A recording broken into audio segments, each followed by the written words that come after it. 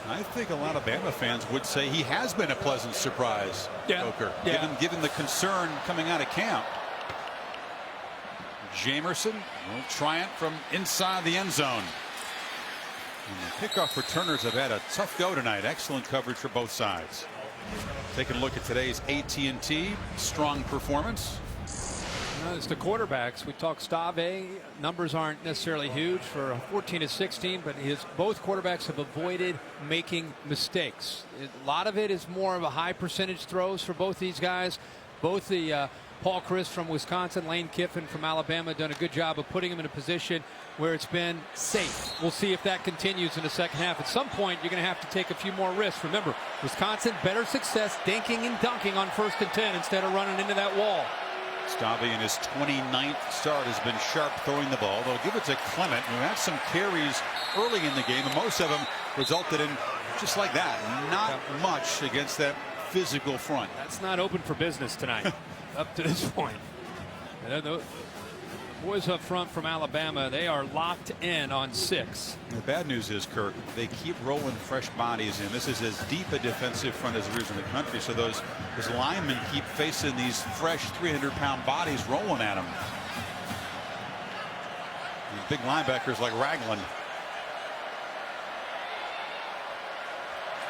There's a second down throw quickly behind Ogunbowale, who couldn't come up with it. And Stave was under a little heat there. It's 3rd and long. He felt the pressure from the corner off to his right. The corner blitz. He wanted to get the ball out of his hands as quickly as possible. This time, when you're throwing most of your routes 8 to 10 yards, the defense is not respecting anything downfield. And there have not been a lot of attempts by Wisconsin downfield. So the linebackers and the safeties start to squeeze at that 5 to 8. Like I said, 5 to 8 to 10 yards makes it a very, very tough thing to be able to execute and complete passes. Badgers 4 of 7 on 3rd down so far as the Tide show pressure. Play clock at 3. Stave hurries it, loops a throw, incomplete, and a flag does come in along that Wisconsin sideline. They were looking for it. Marlon Humphrey was in coverage. This has everything to do. We talk all the time with our colleagues up in the booth with the officials. If you don't turn your head around and find the football, and this time Humphrey does not do that, you're always going to get called if there's any kind of contact at all. See his head? 15-yard penalty, 1st down. Never turned around to locate the football. Good call by the official downstairs. Kirk, that's the first time tonight they've targeted Tanner McAvoy, their opening day starter a year ago, who played some safety in the spring, then shifted over to wide receiver. He's really the guy they feel that's best equipped to win one-on-one battles, and Stave finally takes a look for him. Takes a shot, and Humphrey did not play the football, and when you're not playing the ball, it makes it pretty easy for the guys to make the right call. So Bama's had offensive and defensive pass interference penalties tonight. This is Taiwan Deal again. Nothing there. He's body slammed to the ground by Darren Lake, a backup nose guard who could start for a whole lot of teams. And Lake plays, talking to Kirby Smart even this morning, and they're going to put Lake in there more when they feel that Wisconsin goes to their heavy package, because he's good at the nose guard and it frees up the other guys to move to the edge. He's good at that Terrence Cody hold the point of attack. That time he did more than just hold the point of attack. He got off of it and showed some quickness to be able to close in on the ball carrier.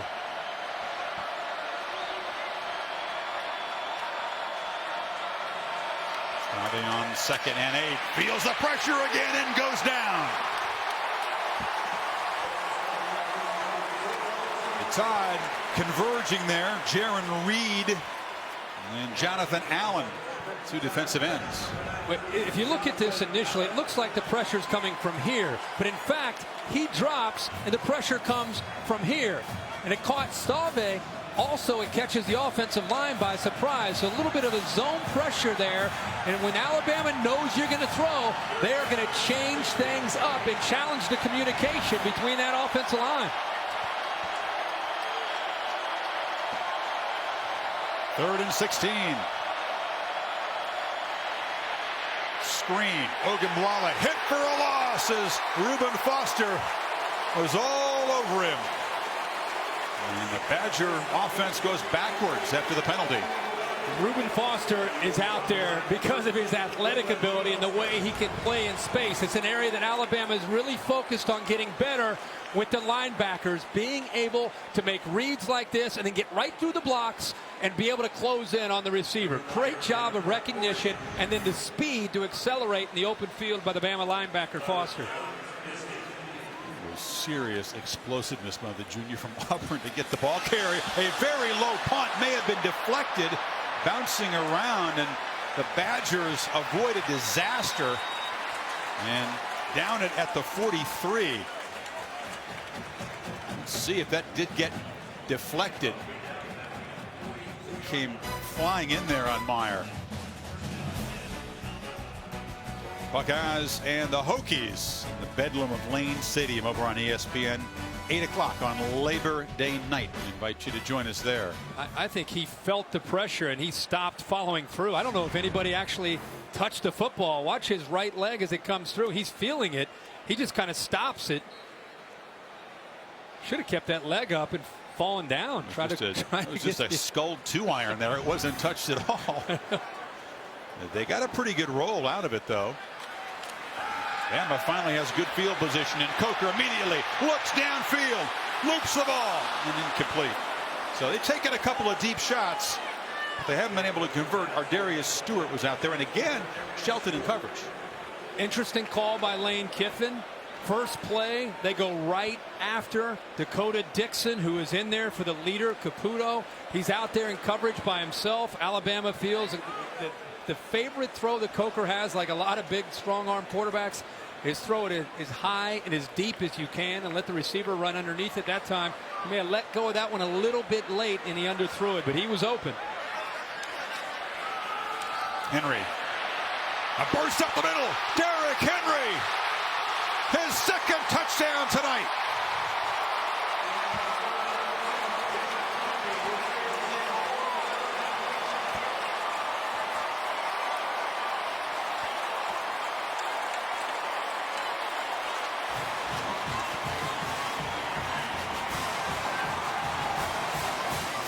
And Alabama back up 2 touchdowns. By the action, watch the linebackers right here hesitate with the action, and then he's just going to follow the right guard around to be able to pick up a big block. The safeties, the linebackers hesitate just a little bit, then it's a missed tackle by the undersized safety, Musso, and off to the races goes the big fella. Henry averaging more than 13 yards on his 10 carries tonight, and a couple of touchdowns, and the Badgers are in a 2-touchdown hole early third.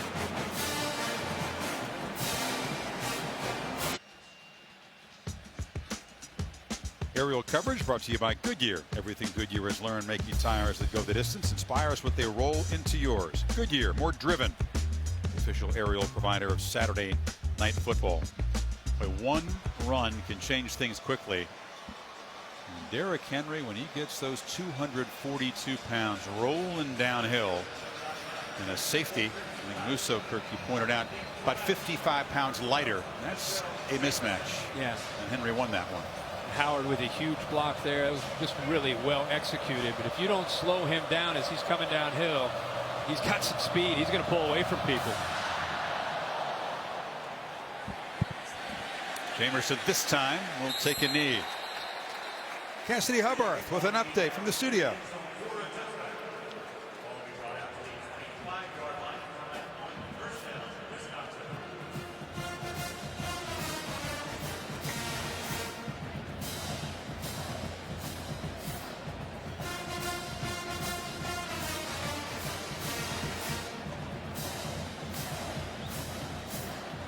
Irish are getting it done fast and furious, scoring against the Longhorns. Team that is struggling on offense tonight. So the Badgers find themselves down 2 touchdowns for the first time.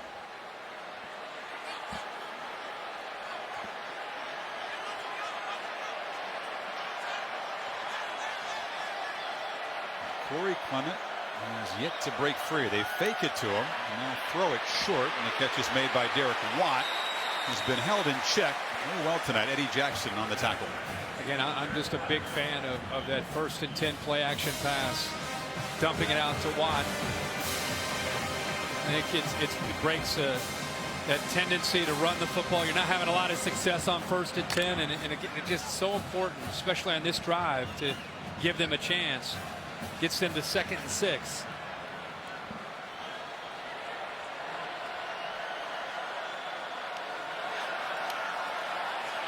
Stave, ball knocked down, deflected at the line of scrimmage. He was looking for Erickson. And the deflection made by big Dalvin Tomlinson. Now they have 17 yards rushing right now, so it's no wonder. Look at that push that they're getting. When you can't get there, that's what Kirby Smart and Nick Saban want to see. How do you impact the quarterback? Knocking the ball down, getting him off his point. Anything you can do to try to just have an impact on that passing game. And that time, the big fella gets in there, Tomlinson, and knocks that ball down, set up this big 3rd down. Yeah, they need 6 or else Bama's going to get the football back. Low snap. Stave scrambling off the hands of Erickson, but that was messed up from the start. And here comes a Badger punt. There's that blitz package from Alabama. They show pressure from one side. Sometimes they come, sometimes they drop. That time they dropped. And I think, again, they're affecting the offensive line. See, the blitz looks like it's coming from the right. It ends up, actually, the twist comes from the left. Play never had a chance, but with Volts to center, he's thinking about trying to get the call right. By the time he snaps the ball, that's a bad snap. And the movement, when they get you to 3rd down, has a bigger impact on not just the play itself. Here's the punt. Taken. And Cyrus Jones, a nice return, and the Tide is going to start in Wisconsin territory. Leading by 14.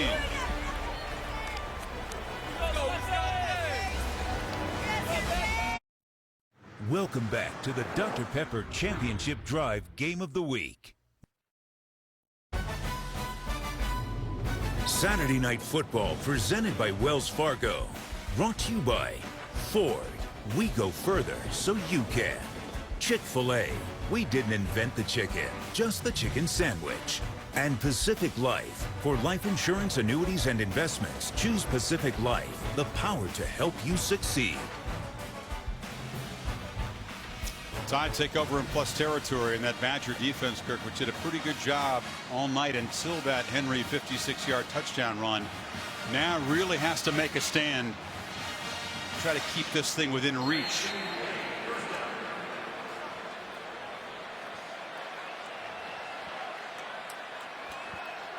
It's Drake coming in motion. Coker fakes it to him and now fires, and another catch along the sidelines. A flag comes out as Mullaney collected it near the 30. They're signaling against Wisconsin. So they'll take the play. Offside, number 47, defense. The penalty is declined. The play resulted in the 1st down. So Vince Beagle got in there too early. It's a different offense without Blake Sims. You're going to see the motion come here. Here's your receiver where he shows like he's going to block, and then he just slips down.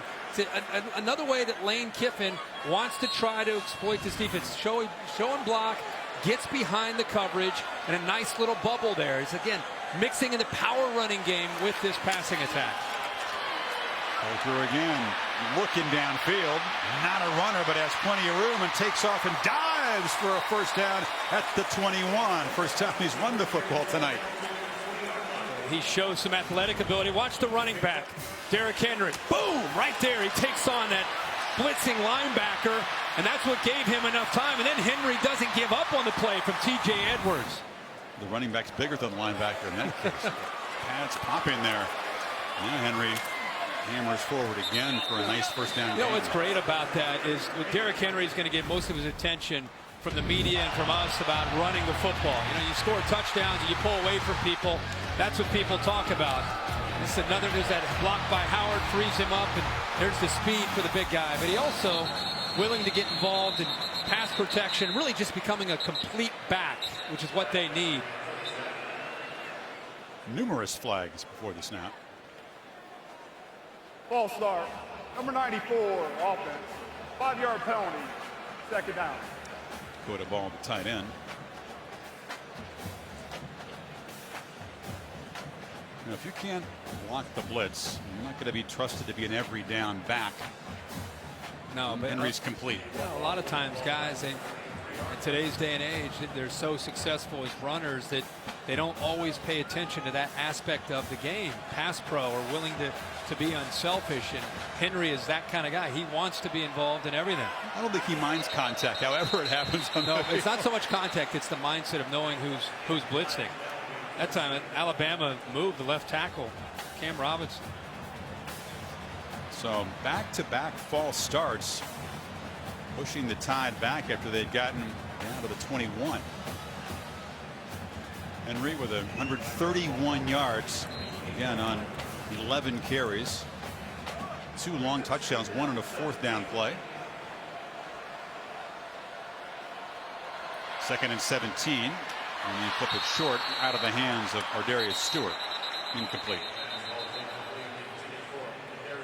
This will frustrate Kiffin and Saban because they were moving down to the 21-yard line. The 2 penalties, incompletion, and now it's 3rd and 17. Not nearly as comfortable field goal range.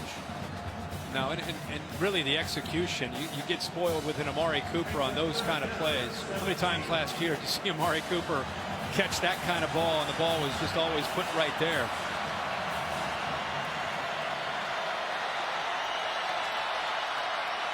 Drake, the 3rd down run. A flag comes in again in the holding zone as Shelton brings down the ball carrier.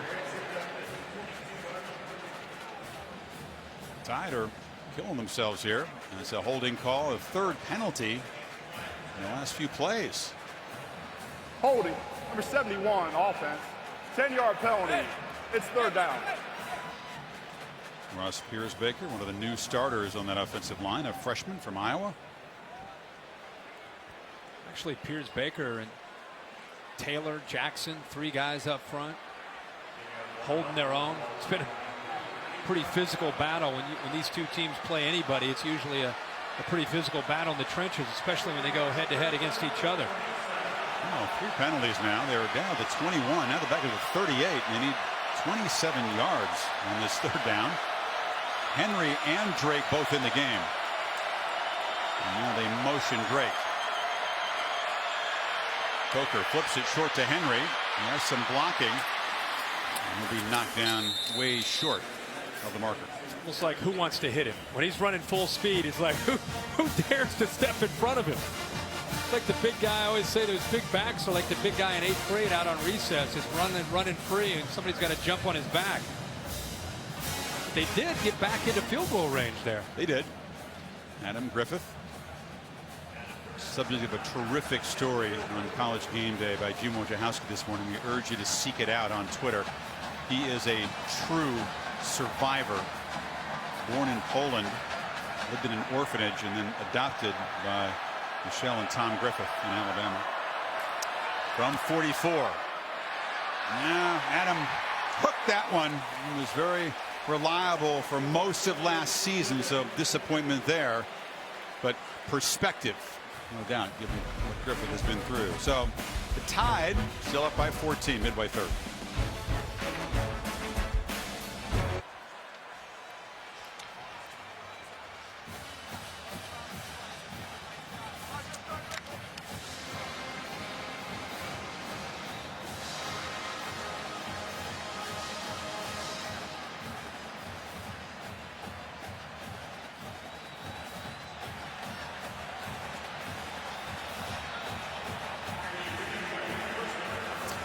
This has been a great start for the Pac-12 conference, which entered the season with lots of hype. People saying that maybe it had overtaken the SEC as the deepest conference.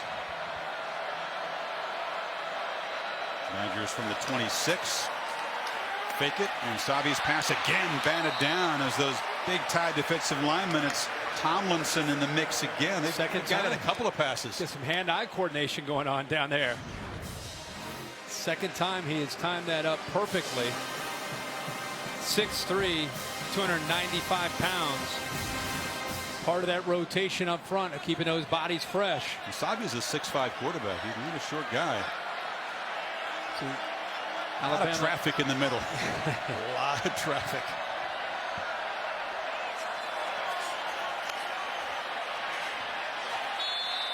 On the Alabama sidelines, Kurt, Cooper Bateman, the sophomore from Utah, is warming up. We thought we'd see him. He brings a different skill set with a more mobile. He's actually the holder. And our kicker in the booth, our spotter Mike Black, going crazy because he thinks that Bateman didn't spin the laces away from Griffin. And he's putting that on the holder, that last miss. I think Blackie's pretty accurate, but Cooper Bateman may get a chance to go out there and take some snaps as a quarterback for the first time in his career at Alabama. He's been a very reliable holder, but he's waited to play quarterback and we'll see if he gets a chance. Remember, Volts, the center, trying to communicate. Where's the blitz coming from? Everybody be on the same page. Erickson had it off his hands. Well defended there by the true freshman Fitzpatrick. 4th down.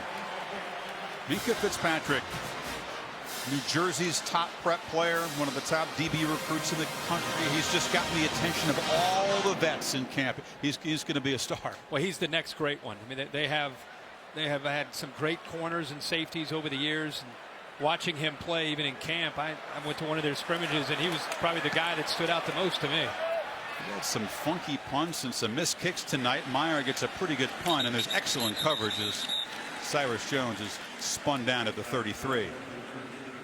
This week on ESPN Sunday Night Baseball, National League playoff race heats up. Pirates face the Cardinals. You talk baseball, Kirk. You love the pennant races. Well, I'm a National League Central guy, being a Reds fan, but baseball season ended for me around the middle of May. So it's been a long summer for me as a Red Legs fan. You want to talk about being a Rockies fan? Ended before May, I think. They can hit the ball, right? Just can't pitch. They got part of it down. Well, Coker's still going to go in at quarterback, so we'll wonder if Bateman was just being optimistic in warming up. We'll see him. Well, Coker hasn't done the intent was to play 2 quarterbacks. Yeah, but Coker really hasn't done anything to make you say, well, they got to give the other guy a shot. But at some point, it wouldn't surprise me to see him get out there. That's a little pop pass, and this is Drake. Breaks a tackle, gets the edge, and you can see the explosive skills of Kenyon Drake. He's going to be marked out at the 47. Watch 74, the left tackle, get out front and lead this. You're going to see a great look at it right there. He's 10, 15 yards downfield, and that's a different feel when Drake gets the football. I mean, we got to go back and look at that. I'm telling you. Oh, man. It's a road grader. He was 20 yards downfield. Orlando Pace style. That's what it reminded me of. Yeah. Well, he's going to be playing on Sundays for a long time. Cam Robinson, just a sophomore, but a freak, just born to play left tackle, right? First down as the Tide try to choose some clock and build the lead. Play clock was at 1 when they snapped it, and Drake is going to be stopped for a loss as a flag comes in. Coker's pleading his case. Well, we're just about to brag about Cam Robinson, and he actually grabbed a Wisconsin defender around the neck that time. It is holding. Now, we praise the big fella. You got to call their name when they call for holding, too. Holding, number 74, offense. 10-yard penalty. Replay, first down. Maybe he was winded from going 20, 25 yards downfield. Is that a new thing? We put their face and name up there for a penalty? Jack, he's right here. It's like Sitchy gets inside of him. He just grabbed a hold of him.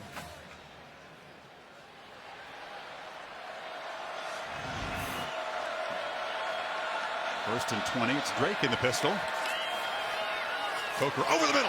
Howard, the tight end, running free and diving for a first down at the Badger 40. This is why he's such a dangerous weapon in the Bama offense now. And without Michael Caputo, again, not just run support, but in here in the middle of the defense. Just a quick throw behind the linebacker in front of the safety. And Howard picks up the first. Now the Tide showing some tempo. Coker again throws it short. Stewart, another first down quickly. They recover from the holding penalty and move it to the 25. And right now, Wisconsin getting exposed in coverage with those 2 linebackers, Edwards and Jacobs. Caputo not in there to help with communication. They found a weakness. There's Caputo, who's out probably with a concussion. He had a big hit early in this game. An all-conference safety that's been out the entire football game, and the other safeties have had to try to pick up the slack. But right now, they're going after the safeties and backers. Drake makes a cut. Gets the edge, And guys down near the 12, and the Tide can smell blood. Another first down. Completely different style of running back when Kenyon Drake gets his hands on the ball. You got to deal with the power running downhill, and then kind of a scat back. Watch the vision, the jump cut. Look how loose he is and able to get around defenders with that great vision. Coker flips it into traffic, and the play nicely broken up by Edwards.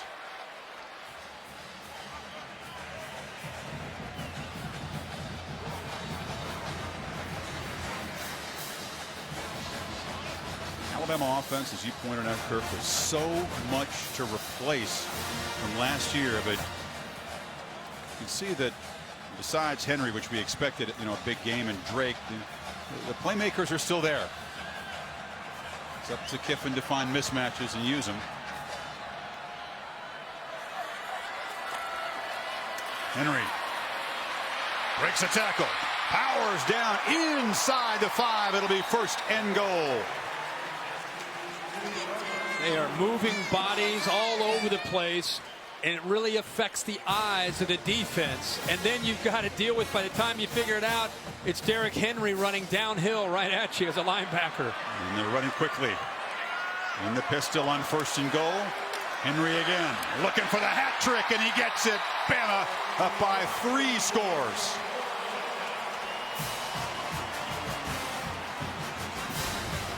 He's been doing this all night, but watch this center, Brian Kelly, pick up the nose guard, work up to the linebacker, opens up the hole for Derrick Henry. Ryan Kelly has had a great night, as he always does, for this Alabama offensive line, the anchor and the leader of that group up front.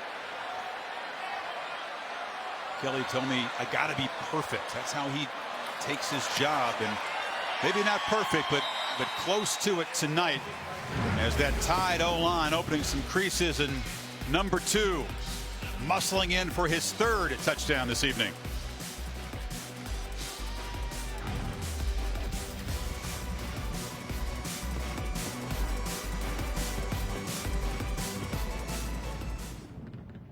Celebrating its 11th year sponsoring the Good Hands Field Goal Nets, Allstate makes contributions to the participating universities' general scholarship funds for each field goal and extra point kicked.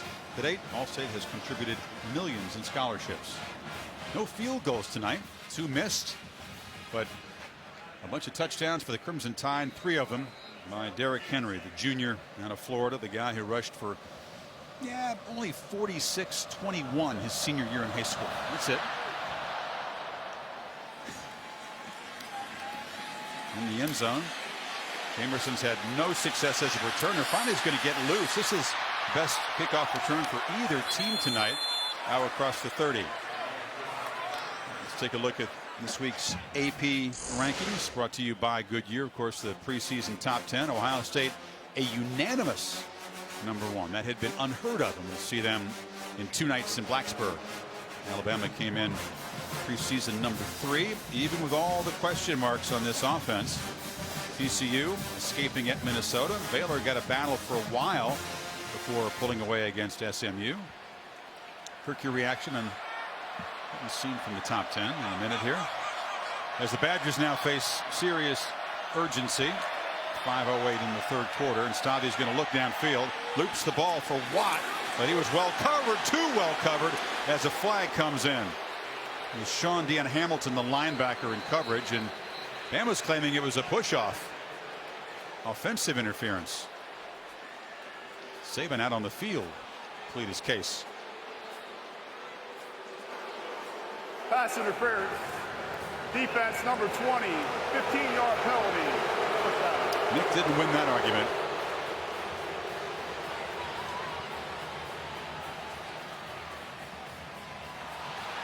Another look.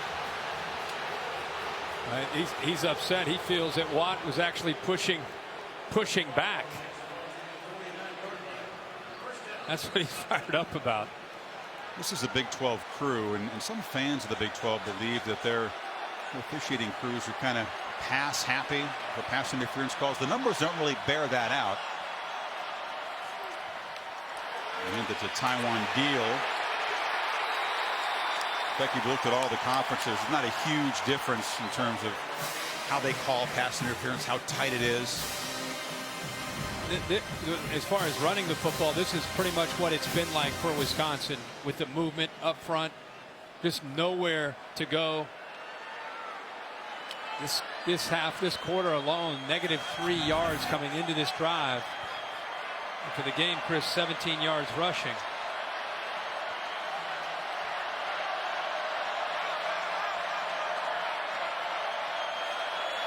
Second down throw, short again. Watt makes the catch, breaks the tackle, 2 yards short of the marker.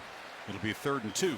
It's hard enough to move the ball against this Alabama defense tonight for Wisconsin, but when you get down like this and they know what's coming, you know, they're sitting over there. They're thinking about, okay, how can we get pressure on Stavy? That's all they're thinking about, and Paul Chryst knows that. So it's all about not just trying to complete a pass. It's about getting the ball out of that quarterback's hands as fast as you can and executing.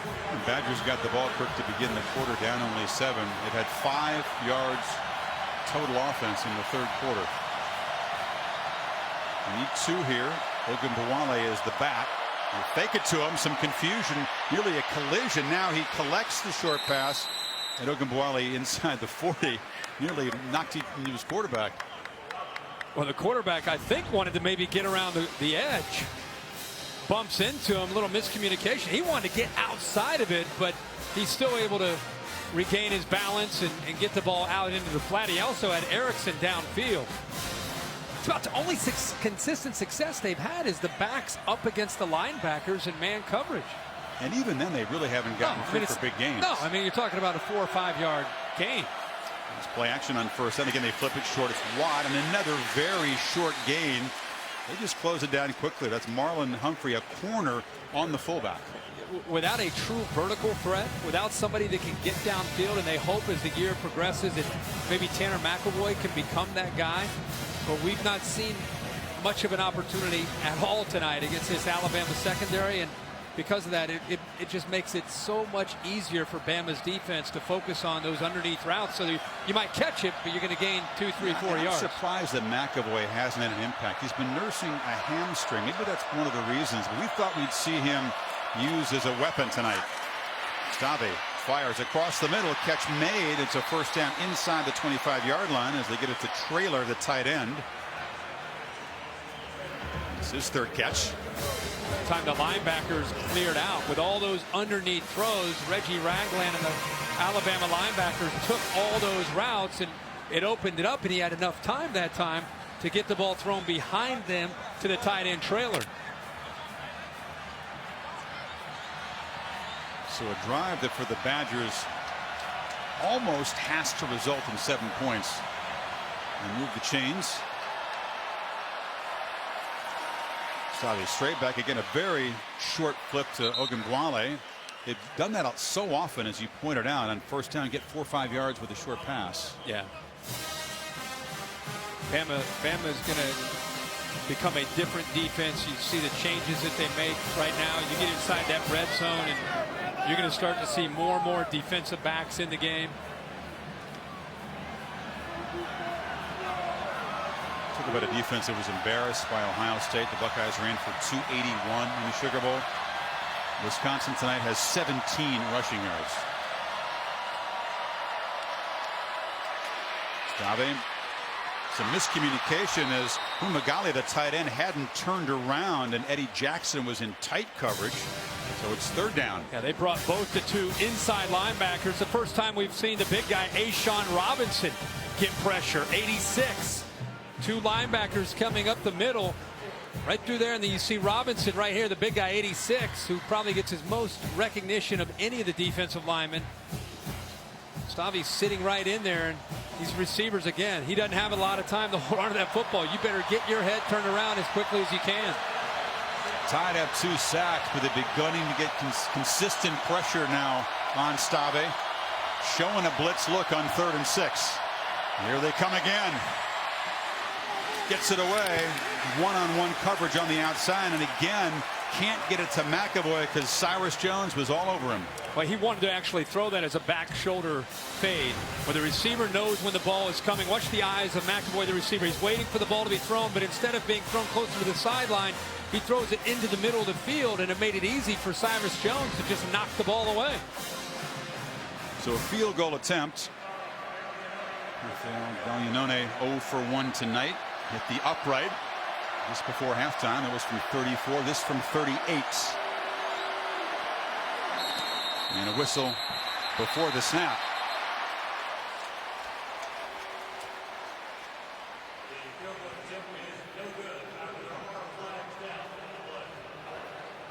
Ball start.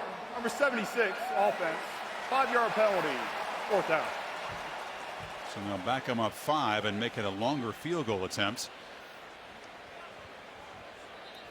You like the call that Chris is going for a field goal just to try to cut it to 18. They would have needed 6 yards on 4th down there. You know, it's easy to sit up here and say, what are you doing? You need 3 touchdowns. We're getting late in this game. You wonder if it's just about this game, or is it about trying to, at week 1, trying to continue to just grow as a team and kind of establish some confidence. But I personally go for it. Now it's a 43-yarder, and Gaglianone just slides it through. So with 1:05 to go in the 3rd quarter, the Badgers do get 3, but they got to get a few service breaks. They got to get that Bama offense off the field there. Impressive performance tonight to me by Alabama. This is a team that came in and had a lot of question marks on offense, and up to this point, Jake Coker has played flawlessly, not turning the football over, making good decisions, has been patient in the passing game. You combine that with the physical running of Derrick Henry, Kenyon Drake coming in to kind of give you a little spark, something a little bit different. We wondered who would replace Amari Cooper, who would replace T.J. Yeldon, who was going to replace Blake Sims. Well, tonight against a pretty good Wisconsin defense, they've really settled in and have Lane Kiffin's put together a great game plan. Put it in perspective, Coker, again, the only quarterback in that 5-man competition that had any experience in a game. Came from Florida State, transferring with a lot of expectations that he could perhaps beat out Blake Sims a year ago. It didn't happen. It's been interesting.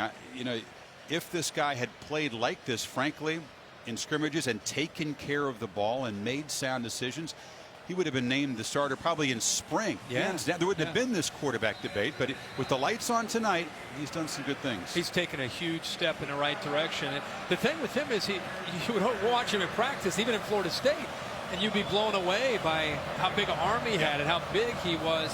And this is the first time we've had a chance to see him in a game and play the way he has. Drake from 8 yards deep will take a knee. Let's take a look at tonight's All-State good hands play of the game tonight.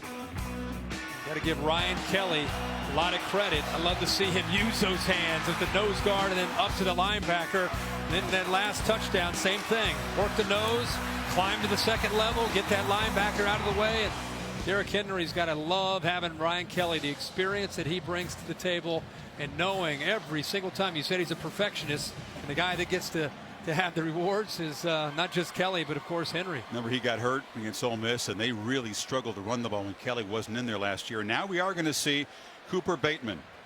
He's a sophomore, Murray, Utah. And he's going to get his first look, his first college snap for the guy that was very much in competition for the starting job. And he's going to get a chance. He's going to pull it down, and now you can see the element that he brings in the game. He's got a little burst as a runner. Yeah, and this is not just mop-up duty. Up 28-10 here, still in the 3rd quarter, Chris. Coker's look great. What's the best thing Cooper Bateman could do in a quarterback battle with the lights on and on the stage? He needs to come in and also perform well to be able to stay in this race and not let Coker run away with it. Exactly. These are very important snaps. This time they give it to Drake. Bateman comes from Cottonwood High School, which is the alma mater of Gary Anderson, of course, who coached the Badgers the last couple of years and took off for Oregon State. Good sports program out in Utah. You're going to see a different attack with Cooper Bateman because of the mobility that Chris and I have talked a lot about tonight. They'll get him on the edge. They'll move him, roll him to the left, roll him to the right. He can pull out down and take off, but he can also hit those level routes that Lane Kiffin likes so much. Final seconds of the 3rd quarter. When they've run 2-minute drills in practice and in scrimmage, it's Bateman who's done the better job, and he seems to be 25 seconds. Seems to be the quarterback who's more comfortable running tempo. at least in the scrimmages. So that will be the end of the third quarter. A successful quarter for the Tide as they put a couple of touchdowns on the board and extend it to an 18-point lead. End of 3 in Arlington. Back for the fourth after this message and a word from your local ABC station.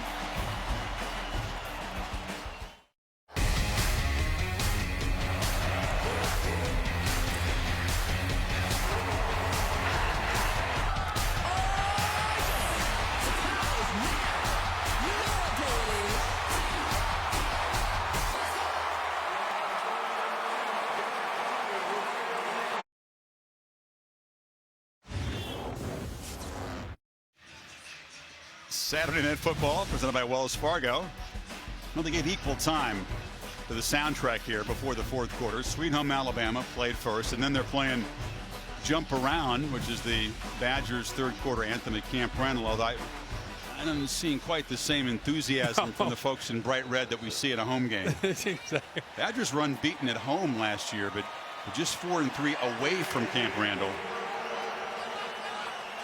In an 18-point hole as we start the final quarter, and Alabama going with Cooper Bateman here as he continues his first series and hands off inside, and Drake took a huge pop and got knocked backwards. He ran into something very sturdy in the middle. It might have been his own man, Ryan Kelly. I think you're right. Yeah, I think he got pushed back by the defensive line, and Kelly's been wearing out Wisconsin's defense. This time he wears out his own running back. A lot of good blocks and a tackle for the center now. All over the field.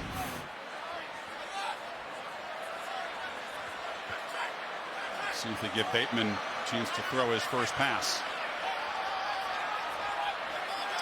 Badgers show pressure up the middle in a zone read look. They flip it very short, and Howard, the tight end, with a stiff arm and a short gain. Schobert shoved him out. It'll be third down. And again, you can just feel the difference in Bateman. His footwork, way he can get off to the edge, puts a whole different kind of pressure on a defense that's been dealing with Coker for the most part in the pocket. And again, we talked a lot tonight. Coker's had a lot of success, but it's a different way of attacking for Lane Kiffin. Let's see how he does here on third down. You think he's bothered over there, Jake, that he's not still in the game after playing so well? I don't think so. If he is, he better not show it. And Bateman on third down again fires. Nice catch by Calvin Ridley, the talented freshman receiver. First down in Wisconsin territory. Between Ardarius Stewart, Robert Foster, and Calvin Ridley, these are the receivers that they feel as they gain more and more experience. These are the guys that are going to be able to take that next step and become big-time playmakers off the edge. Ridley, one of the top receiver prospects in the country. And Bateman fires far side. A flag comes in as Stewart is knocked down. Another flag comes in late.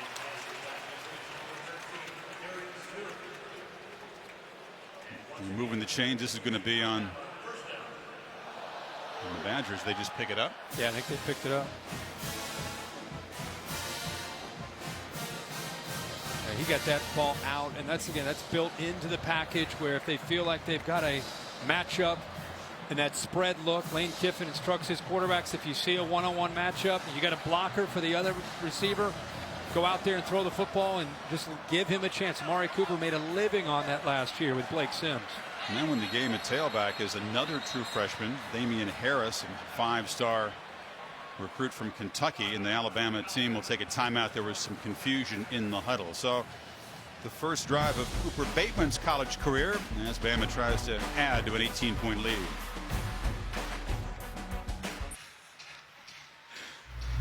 Look at Bama's last 6 seasons. They won 3 national championships in the 4 years, 2009 to 2012. But in 2013 and again last year, lost a couple of games late. And they didn't finish, in their own words. Of course, run over by Zeke Elliott and Ohio State down in New Orleans. They faced 170 more snaps on defense, Saban told me, than the year before. And the defense, he thought, sort of wore down late. It's like playing 2 extra games. Tonight, that defense has not been on the field much. And Bateman throws complete. Ridley knocked out of bounds. Tide fans hoping they see Bateman to Ridley a lot in the years to come. Again, Bateman, play action, get him on the corner, get him on the edge, away from some of that pressure, a different look. This is where Lane Kiffin brings the formation in. Everybody was in tight, and then it allows him with the play action, the bootleg, to get out wide. This is kind of a staple in a Lane Kiffin offense, whether at USC or anywhere that he has been. And that time, nice job of getting outside, away from the pressure, and then the throw. You can see what they like about Cooper Bateman. High percentage throws, Kirk, but he's 4 for 4 to start his career. Now this is Ridley in motion. We'll try to see what the freshman can do in a game. He's obviously impressed on the practice field. Yeah, he's had some chances. You know, speaking of freshmen, Damian Harris, who the coaches really like, 34, has had a great camp. He is now in the game as well. And I think, based on what I saw of him in a scrimmage, as this season goes on, as good as Henry and Drake are, don't lose sight of the importance of Damian Harris. I think he could become a real player. You know, he's a true freshman in this offense and somewhere fit into the rotation. He's a running back that Urban Meyer really wanted for Ohio State.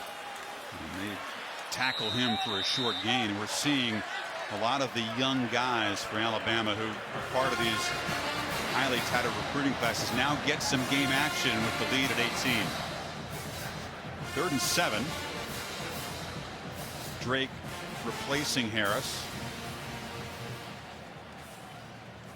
Harris had a knee injury his senior year, but a very productive career. One of the top running back recruits coming out. Spent the last 3 weeks going up against the #1 Alabama defense. He's probably looking forward to the regular season, getting away from that front seven.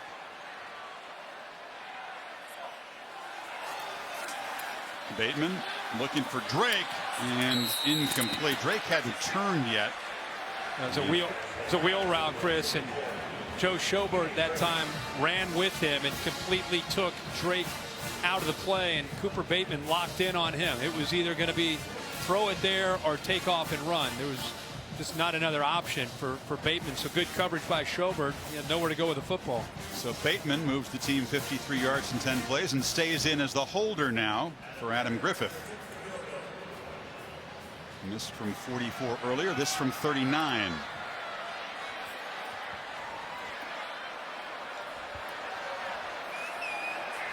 Play clock is at 2 as they get it down. And missed the first one left. This one is just wide right. So Adam Griffith, who made his first 7 kicks a year ago before he got hurt and had a slump, misses his first 2 of this season.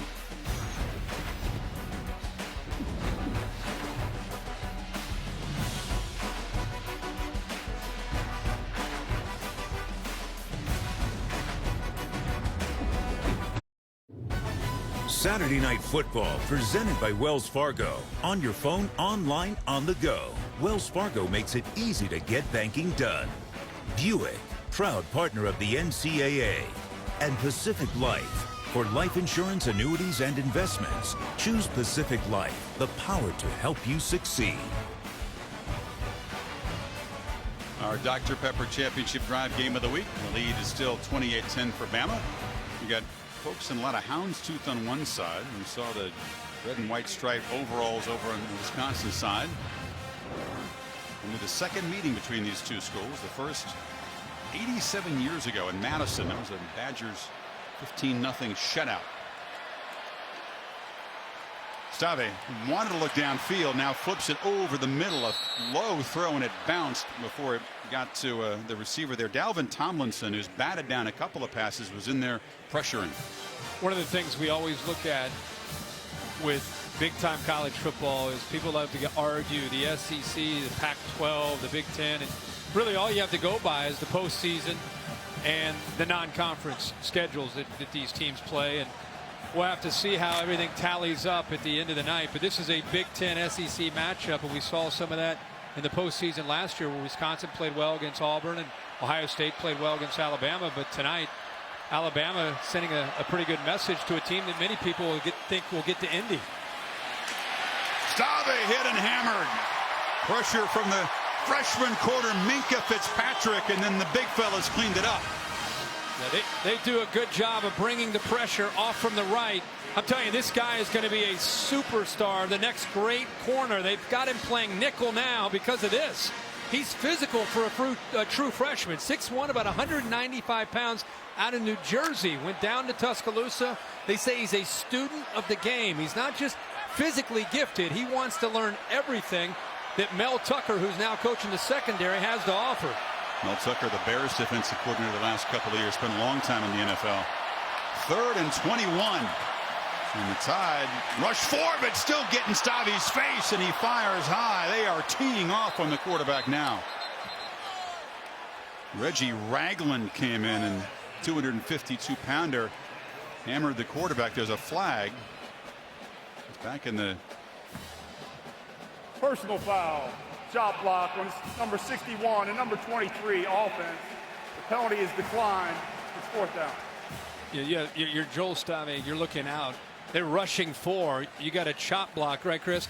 And there's nobody getting separation. I mean, there's nobody open. You're looking at crimson jerseys, and then he gets drilled by Reggie Ragland, despite the chop block. Ragland preseason All-American, looks like it tonight. A lot like Dante Hightower used to be, a linebacker. Then they get you to 3rd down, puts his hand down as a rush guy, as a defensive end. Should have a huge year for him. Myers' punt is taken in plus territory. And Cyrus Jones trying to create some space and get wide. Couldn't quite break the tackle there on the edge, but sets Alabama up at the 42. Now a very late flag flying in. It was after the play was dead, and the back judge threw it. It was really late.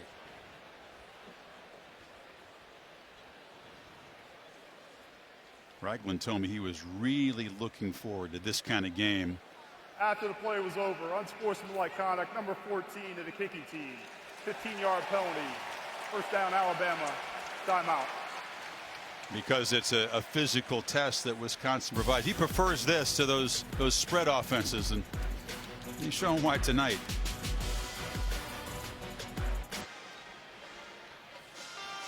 Gone from daylight to nightlight, the Goodyear blimp.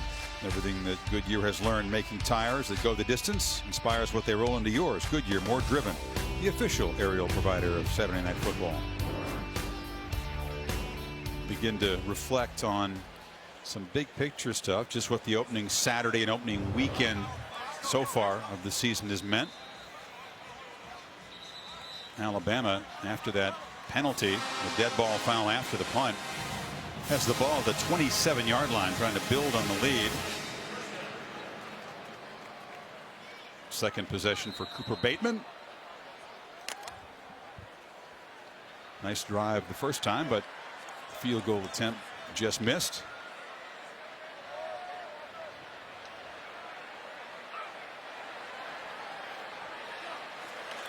They fake it to Harris. And now flip it to him, but the throw is behind him. He had to turn around, and that kind of disrupted everything. Down, no fumble. Harris tackled at the 31. Jack Sitchie got him. This is an area where Cooper Bateman will eventually be able to grow. He's got a receiver coming right over the middle of the coverage, and he gets back and he's looking left, and he comes off of him too early. You can see right here, you make that throw right there, you've got a big gain. He just came off of him a little bit too quickly, and now you've got a couple white jerseys out there. That's just a misread, and again, being young, he'll go back and look at the film and learn from that. Harris. The flag comes in as he's knocked down at the 30. You know, honestly, I think that's an example of why Coker probably got the edge.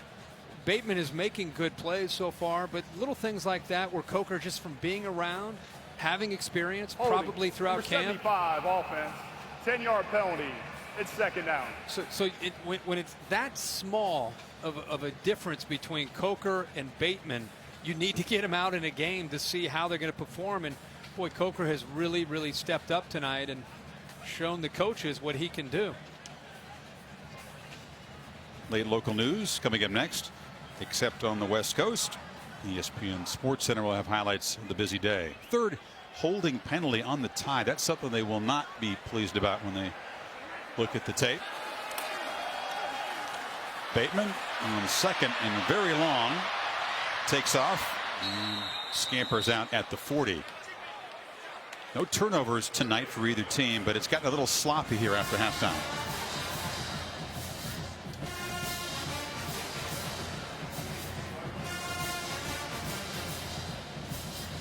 There's so much talk coming into this game about the quarterback position, and you know, in Alabama there's a lot of folks that try to read the tea leaves and get a peek at every practice and draw conclusions, and Saban was very secretive. They don't release really the stats of the scrimmages, Kirk. They didn't allow any of these guys to do any interviews before the opener. There'll still be more conversation, but you got to believe that Coker has certainly established himself. Yeah. Drake spins free. Kenyon Drake has room. It's a block on the edge and tight ropes for a touchdown.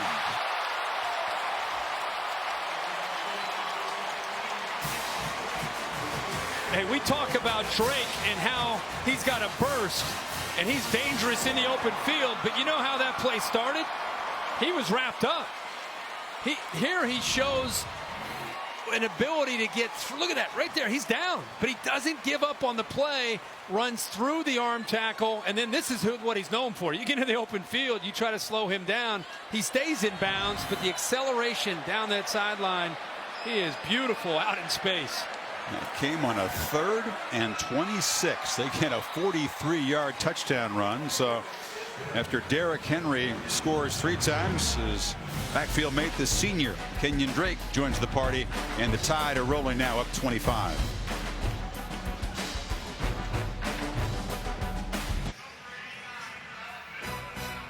Now we've seen one preseason playoff contender in Alabama. Ohio State, the unanimous #1 in the preseason polls, visiting Virginia Tech with Joey Bosa and 3 playmakers suspended, and Noah Brown, the receiver, who was injured in practice. So it'll be interesting to see how Urban Meyer uses the quarterbacks. There was a scare with Cardell Jones going to the hospital because of a severe headache overnight, released to say he's okay.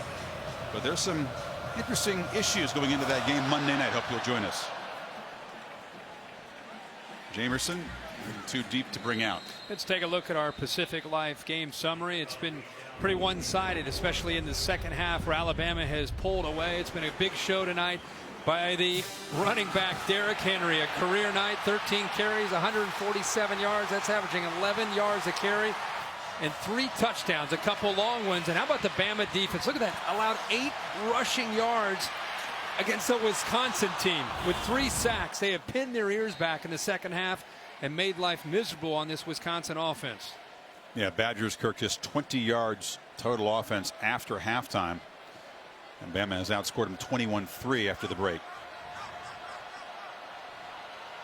Erickson comes in motion. They hand it to him. Can he get the edge? Yeah, Erickson showing the speed, finally muscled out near midfield. Heather? Hey, Chris, you mentioned that we haven't seen much of Corey Clement. The reason why the running back for Wisconsin has a left groin pull, doubtful return, which is definitely frustrating for a player that's already been battling an ab strain and has been chomping at the bit to move from Melvin Gordon's backup into the spotlight this year. He'll have to wait a little bit longer. It is a disappointment. He was fighting through some pain, an abdominal situation that he had an MRI for, and now a groin that I hope isn't a lingering problem. The LSU game a year ago, Gordon had to leave the game with an injury. They use a wide receiver, Kirk, to get a 25-yard run, by far their longest of the night. Right. And I was happened to look down and watch Nick Saban after that long run as Heather was giving her report, and he was, needless to say, pretty fired up with his secondary for not sealing that edge and allowing Erickson to get to the outside. You know, Nick has been, sometimes he's tougher in these kind of games, coaching, when he's up by 25 with 7 minutes to go, than the games that are close. That's a great point. He will never stop coaching. Deal, work in the middle, inside of 7 minutes to go.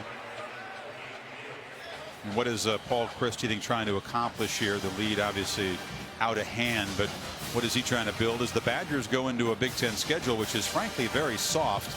They'll be favored in almost, if not all, of their games going forward. Exactly. I mean, go down their schedule, and we will here shortly, and try to find a game where you'd expect them to be an underdog. There might be one, maybe. We'll have to take a close look at it, but I mean, that kind of gives you an idea of what they have left to do. As I said, it's a team that many people think will get to Indianapolis and play in a Big Ten championship game. They need 3 on 3rd down, and Stavi flips it short. Catch made, and that's Ogunbowale getting free for a first down. To answer your question about if you're Paul Chryst and you're a first-year head coach and you've been here as an offensive coordinator, but this is your first year back in Madison and you're the head coach and you're down 35-10. It's the first game of the year, and as bad as this feels, you want to see who's a foxhole guy. You really are. You're going to learn a lot about who's going to quit, who's going to fight. How does a team respond? Because the eye in the sky, the film, when you break it down, it's going to tell you everything. Stavi Rowan fires short. Erickson makes, Deal makes the catch, and he's muscled out. Cassidy.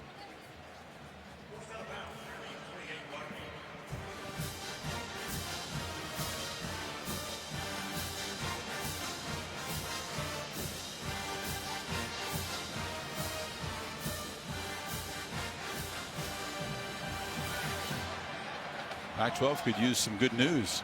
Arizona State beaten tonight by A&M, one of the few Pac-12 SEC collisions you get to see.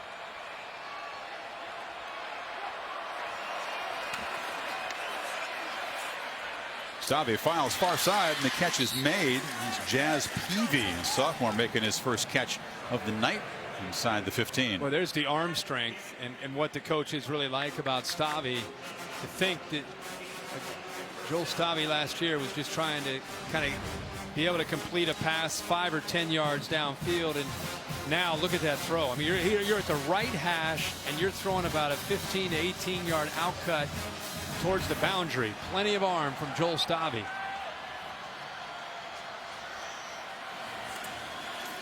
Stavi for the end zone. Heavy traffic as Wheelwright was covered in a flag now. That was Minkah Fitzpatrick with him, and it'll be interference.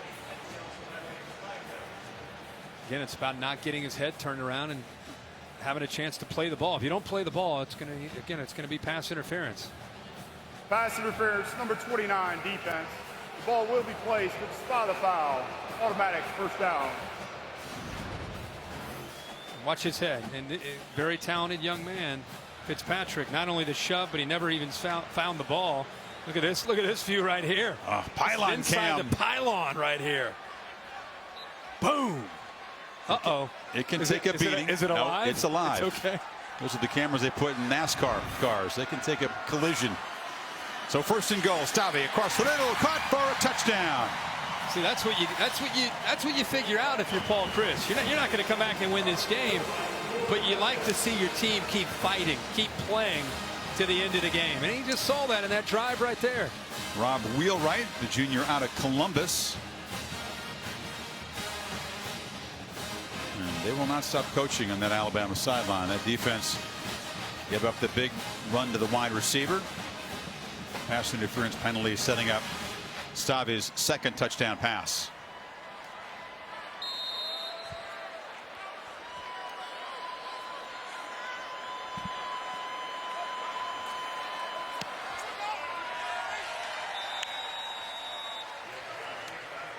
So, Kirk, we have to avoid the temptation to conclude too much from an opening day. But as you said, there's so few chances sometimes for top programs in the power conferences to square off. So we'll take a look at the Saturday headlines, and Pat Fitzgerald was pumped up. His defense just smothered David Shaw's offense, and they win by 10.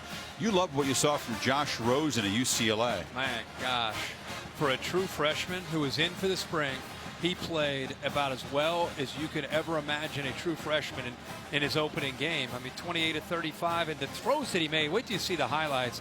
BYU going on the road, a Hail Mary to be able to win in Lincoln. But Taysom Hill injured. Taysom Hill out for the year, a tough loss. But the Pac-12, Arizona State, a team that I thought could get to the Pac-12 championship game, maybe even the Final Four, losing today in Houston to A&M. And how about Stanford, we just touched on?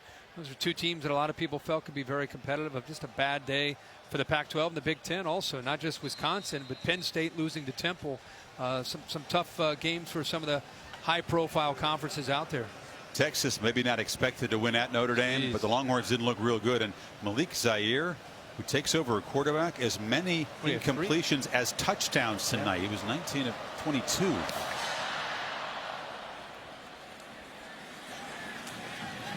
Chris Black will bring it out now. Just take a knee for the Tide and gets bumped into at the 7-yard line. After the Buckeyes and the Hokies on Monday night on ESPN is the premiere of Scott Van Pelt's nightly SportsCenter show at midnight or thereabouts, beginning Labor Day night over on ESPN. Getting back to Wisconsin, they'll have 3 home games: Miami, Ohio, Troy, Hawaii, expected to be 3-1 going into the conference schedule. Iowa is the Big Ten opener. They come to Camp Randall, but the other games from Wisconsin's home schedule: Purdue, Rutgers, Northwestern. They visit Nebraska, which is going to be huge in the West. But they don't play anybody from the East. Miami of Ohio favored. Troy, Hawaii, Iowa at home, at Nebraska. So far favored every game. Purdue at Illinois, Rutgers at Maryland, Northwestern at home. Maybe at Minnesota, rivalry game. They're going to be favored in every game they play after tonight. Bateman still in the game, and Harris shows some muscle, some hard yards. You know, the FPI, the Power Index, gives Alabama the toughest schedule in the country preseason. Middle Tennessee not a big part of that. They have Ole Miss. That's a ESPN primetime game. It's the SEC opener. Of course, that was a payback opportunity for the Tide after the loss in Oxford. But look at that. Ole Miss at Georgia, Arkansas at A&M, Tennessee, LSU, at Mississippi State, at Auburn.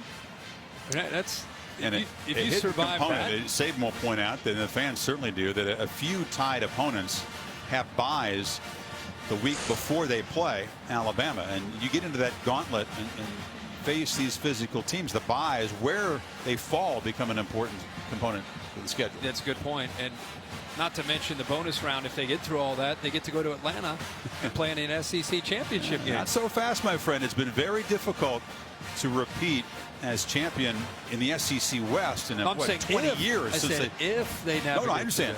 I'm not saying you predict it, but it's just such a tough thing to do, to even win the division back-to-back years and repeat as SEC champions. Got to give a couple decades. Right. By the way, I just got a text from Lee Fitting saying College Game Day in East Lansing next week for Oregon and Michigan State. You and I will be there as well. I'll be there in spirit. I'll be there in spirit. There's a tennis thing in New York that I'm going to say. Oh yeah, my bad, man. But I'll be watching. We'll see if Serena can get to the U.S. Open Women's Final. That'll be in the afternoon. But I will be watching in the morning and at night. You'll be dialed in. I understand. Serena's in the afternoon. Well, she's not there yet. Well, she's Alabama. That's an afternoon final. The U.S. Open Women's Final. Whoever's in it is in the afternoon. I'll say she's in. That'll be fun. Obviously. Who's she going to play? Azarenka still in it. It's been some on the other upsets. side. Yeah. Then who's going to be in the men's final? When's that? I'm not the prediction guy in tennis any more than I am in football. Federer, right? You know, you're going to have Murray and Federer on one side of the draw. Djokovic, obviously, the top seed on the other side. I'm fired up this week for tennis. I like those night matches from the U.S. Open. They're fun. I know. You told me you're a week 2 guy. I expect some texts. You'll have them. I'll be that guy firing away at midnight. Okay. I'll be that guy watching. So 4:19 to play. You certainly hope that out of this game, Michael Caputo, their captain, their safety, who dove in there to make a tackle on the second play and got a cut to his face, and you can see him right there next to his coach. We certainly hope that isn't a serious injury. He's going to get back on the field after they check him out, because that will be a key for this Wisconsin defense. Harris powering near the marker. They're going to spot it right about the 17 where he needed to get. It is a first down. Caputo tonight was his 29th career start, all conference last year, and a guy that, you know, with a veteran secondary, still trying to be a leader over there. He's still out there coaching with the concussion. You know, he's involved, but let's hope that he's able to come back. That was just a little bit of a scary moment. It was first or second play of the game. Yeah. He got hit when he tried to tackle Derrick Henry, and he went into the wrong side of the field. He went over to the Alabama huddle. That's a red flag. Yeah. Play clock running down. Does Bateman see it? Now they saw it on the sideline, and Kiffin calls a timeout. That's part of the learning curve too, getting organized out there. There's a flag. Nick says we get the timeout called. Let's go back to the Caputo injury. For people that didn't see this, here he has 7 coming up, boom, right there, and he lays flat on the ground, and then he worked his way back to the huddle. His huddle's all the way to the right. And he still wanted to stay in the game, but the prudent decision made. Such an emphasis as it should be. Player safety, especially involving head injuries. Controversies in several sports, not just football. There's lots of concussions in soccer. Yeah. And hockey, and those sports traditionally have not paid even as much attention to it as you do in football. But that hopefully is beginning to change. We don't know the severity of it, but it was certainly enough for them to flag him and take away his helmet a couple plays into the game. You know, for Alabama, the big buildup tonight for us in the open and early in this game was they lost so much with Blake Sims and the receivers and T.J. Yeldon. They lost their top 3 receivers. Who would step up? And we did have some guys step up without a doubt tonight. We're going to officially review the spot. Was he down before he got the first down mark? You can see he hasn't touched yet. He gets a good look. He's still driving those legs.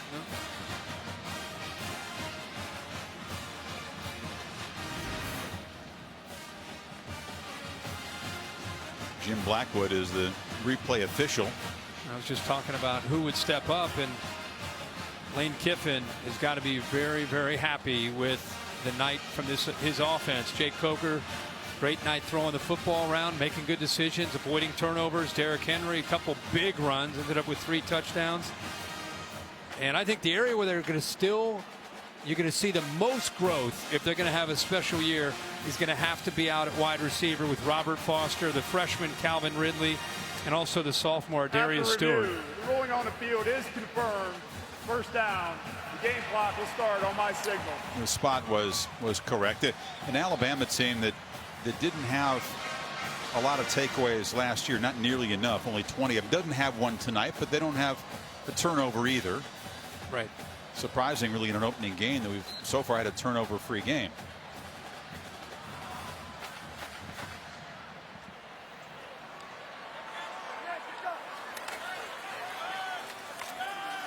And flip it short, and the catch is made by Ty Forney-Smith, the tight end, and a nice gain. So they're making these very comfortable throws for Bateman. And if you think about Jacob Coker, you think about if he came into this game and laid an egg early, it would open up the door for Cooper Bateman. That's how much pressure was on him to perform well in his first start, as a guy who's been sitting around for the last 3 or 4 years, and he stepped up and delivered with that pressure on. Cassidy Hubbard with the Ford wrap-up after the game. So if you're an Alabama fan, you feel a whole lot better perhaps about the quarterback position than you felt 4 hours ago. The Alabama coaching staff, for that matter. Yep. Harris hit in the backfield. Immediate penetration by Vince Beagle, the man of many hairstyles. He carves that W on the side of his head. He said he's going to try a little something different every week here to keep the teammates entertained. He's the part of the personality of their defense.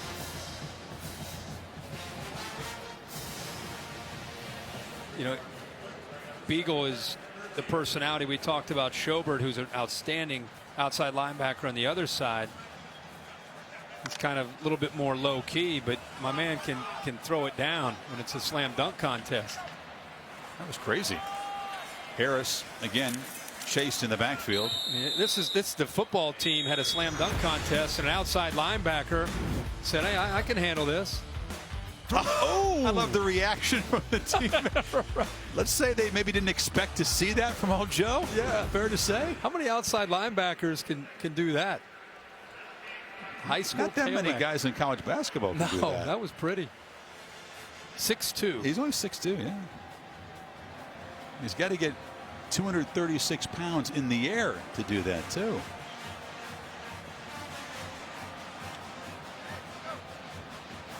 Now, we talked about game day, were in college game day location in the big game that Oregon, Michigan State, top 10 battle on ABC in East Lansing. Notre Dame with some momentum off this performance goes on the road against Virginia. What do you make of the Oklahoma-Tennessee game? You actually like both those teams. You think there's not enough attention being paid to either one, maybe? And it didn't surprise me, to see Tennessee early have some struggles with Bowling Green. Oklahoma, we'll see. That game is, I think, pivotal for both teams, even though it's a non-conference game. Bama fans are going to be watching that LSU-Mississippi State game. Yeah, that's a big conference game there.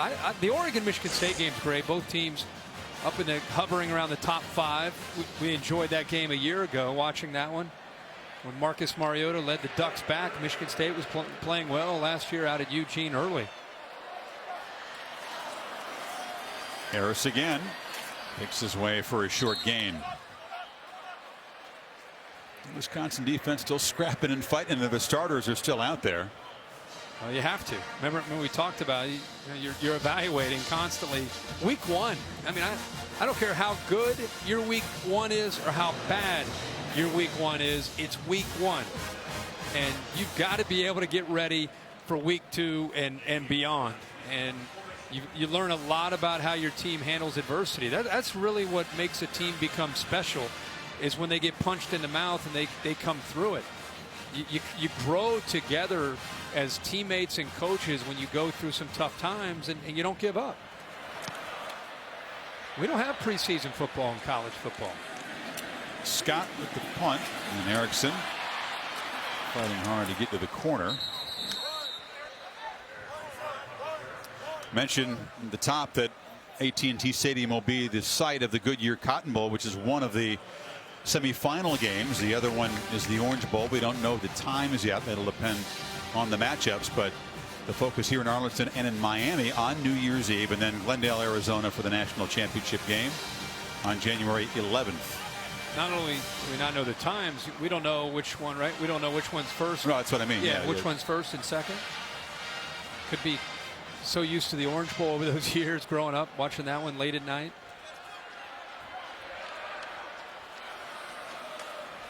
So Stavi, with 1:11 to go, finds Erickson again. That's been a good combination. They used the backs exclusively early and then got Erickson involved. And see, here's an example of maybe somebody sitting at home and saying the game's over. What are they doing? They're down 35-17. It's not about trying to score and make the score look more respectable. It's really more about, okay, we're playing Alabama's defense. We have a chance to work our 1-minute offense here to try to get down the field against a really good defense. Let's instead of just killing the clock, let's work. Let's try to get a little bit better. They fire downfield in heavy traffic. There's the first turnover of the night, and Eddie Jackson is off and running. Knocked down at the 20, and a flag comes in very late. Another one as the safety converted cornerback creates the first turnover of the evening. Stave just throwing it into traffic in desperation. Playing man after the interception, illegal block in the back, number 21 of the intercepting team. 10-yard penalty from the spot of the foul. First down, Alabama.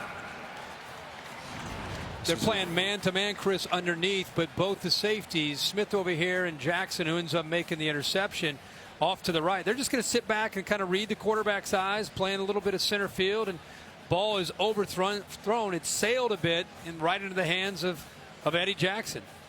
The team that was 70th in the FBS, 11th in the conference with only 11 interceptions, gets their first of the season.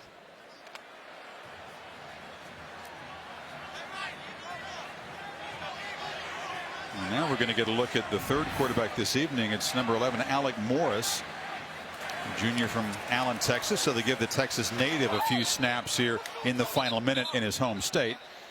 Harris is knocked down. That's a nice gesture. He was in there competing. In fact, many people thought that Alec Morris might actually win the starting job. Ended up running third in the competition. But he gets back to his home state, and you can say he got in the game. He did. He they started with 5. They worked their way down to 3 and eventually down to 2. But Alec Morris was battling. He really was. He didn't do anything to hurt himself at all throughout camp. I think at the end of the day, the other two may have a little bit higher ceilings with their physical abilities. And they said this was a solid guy, really avoided bad plays, which is not easy against Alabama's top defense in practice. Harris shows a burst and gets down near the 25. That'll do it. So Alabama busts open a close game at halftime and overpowers Wisconsin with the running game.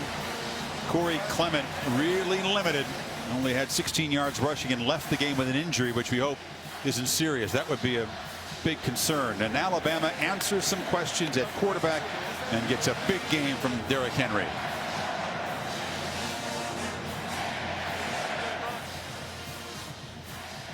Let's go to Heather with Nick Saban.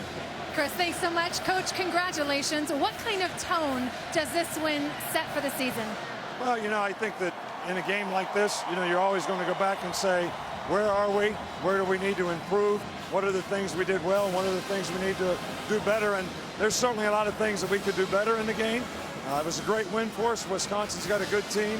And I'm really happy with the way our guys competed. And I thought we came out and played really well in the second half. And, Coach, a big question mark throughout fall camp was your quarterback situation. You said you needed to see game evidence. So what's your takeaway now? Well, I thought Jake played very well.